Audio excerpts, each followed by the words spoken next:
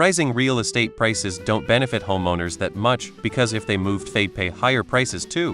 What am I missing? There are a couple ways to look at it. The person selling might be moving to a less expensive area or a smaller house.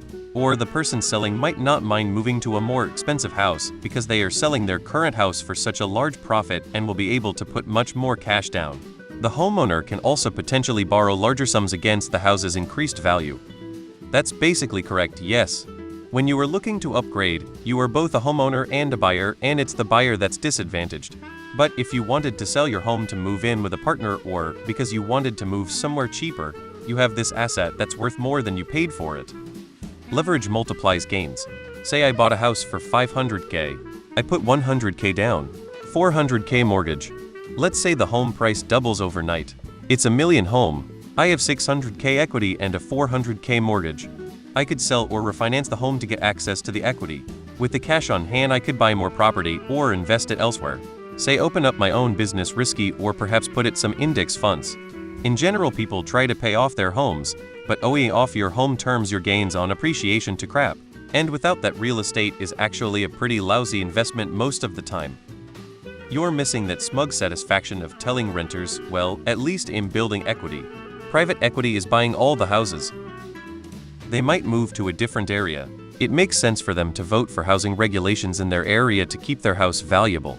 That way they can afford to move somewhere else where it's more expensive because the people there voted for more regulations. That's about right. It matters the most if you are moving from a high-value location to one where the same property costs less.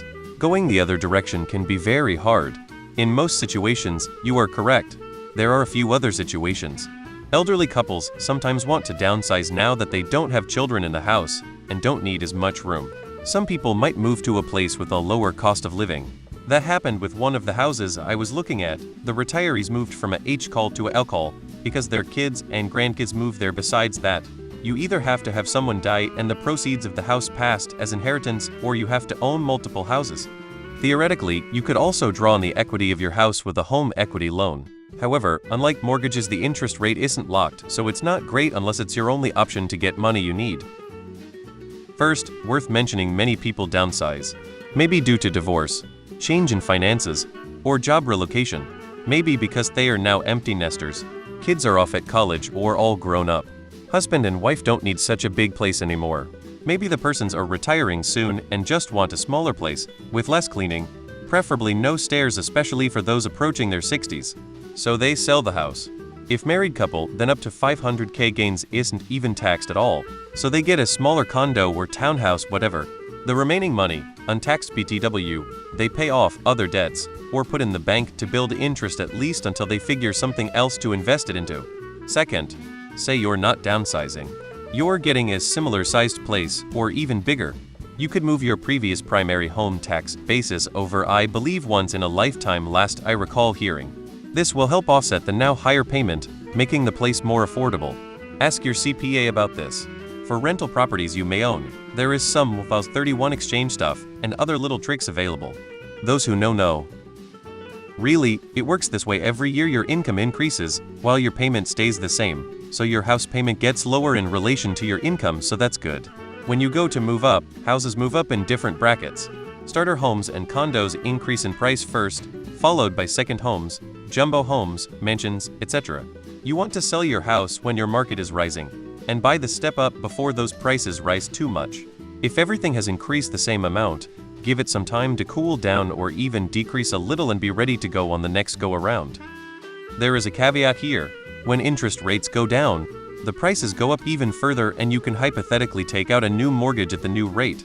Some people do this just to spend more cash. But for example, if you bought a house at $300K with a 3.5 rate and then refinanced it at $500K and just took equity out, you can hypothetically invest that money and usually get a better return. This particularly works if you do the buy and rent a bunch of properties strategy, where each additional home effectively gives you even more margin to borrow on. It's about building wealth and leveraging it.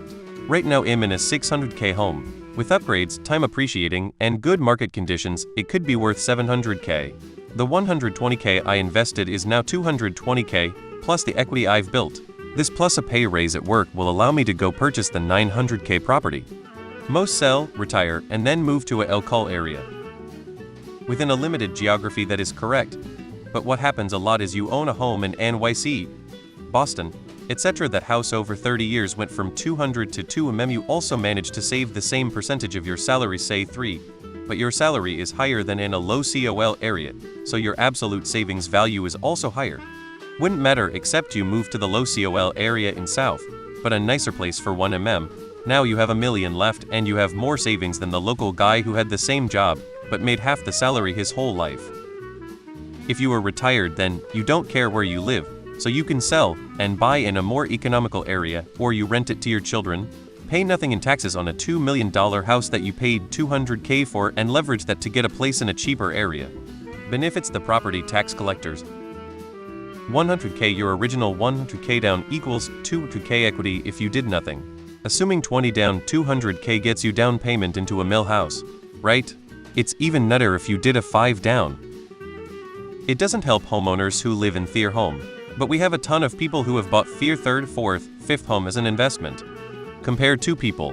One rents and one buys a house. The net worth of the renter is 0 for the sake of argument. The net worth of the homeowner is 500K because their house has gone up in value.